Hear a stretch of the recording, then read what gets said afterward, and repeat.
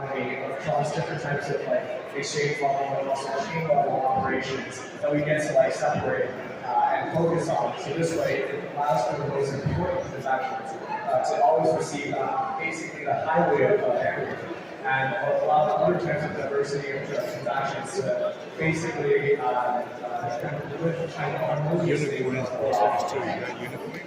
No, what's interesting is you see a lot of institutions and see Bitcoin's finding details of what they can and cannot in the US. Oh yeah, there's another What are your one. thoughts about the existing current state of real world asset tokenization? We've heard a lot of hype. What's the foundation of what's happening right now in the industry? So I think we had roughly 5, 6, maybe 8 years of laying the groundwork and the pipes for all the adoptions and all the general channels for issuance and also for the creation of all these real assets. And certainly a lot of different types of experimentation along the way, all the way back in the day of supply chain tokenization, and to now basically like this plethora of very, very large notional T-bill, different types of real estate asset classes, etc.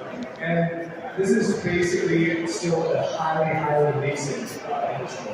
A lot of the stuff that we want to see that's on the roadmap, and it's also on everyone's roadmap, to be honest, when it comes to like really bringing RWA asset, which is inherently a relatively more efficient asset, into mainstream adoption, removing all the barriers to access them, even on the on-chain world, and more importantly, is adding a very, very strong diversity and really kind of showcasing the advantage of on-chain tokenization for these type of assets.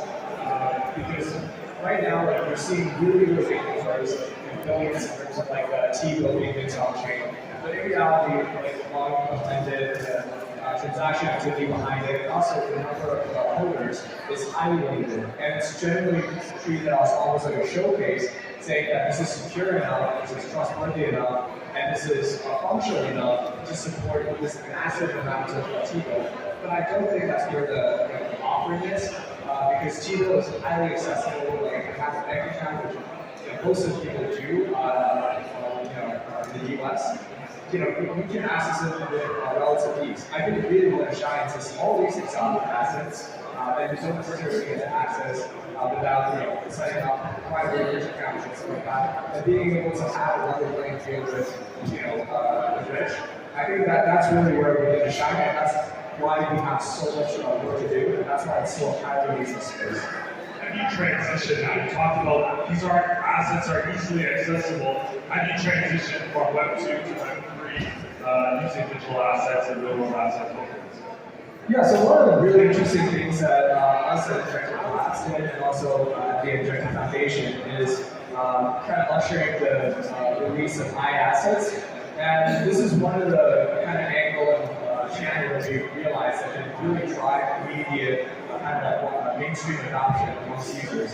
And that is enabling different types of indices, stocks, commodities, etc. to be all in one platform, to be accessible in a much more user-friendly way via the Helix application, etc. And that's been a massive success for like our ecosystem has been a very massive success for like Helix. And I think this is what makes sense as a starting point. It's to bring these assets that typically it's actually a lot harder to access for people outside the US into a common platform with low friction to onboard, and give them strong enough liquidity and strong enough leverage infrastructure for them to have the exposure that they're looking for.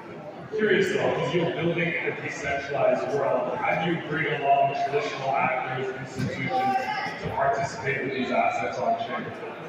It's always a very interesting dichotomy between the general DeFi users or like the general crypto users, which are extremely cyber components. Honestly, where I came from back in the day as well, where everything is heavily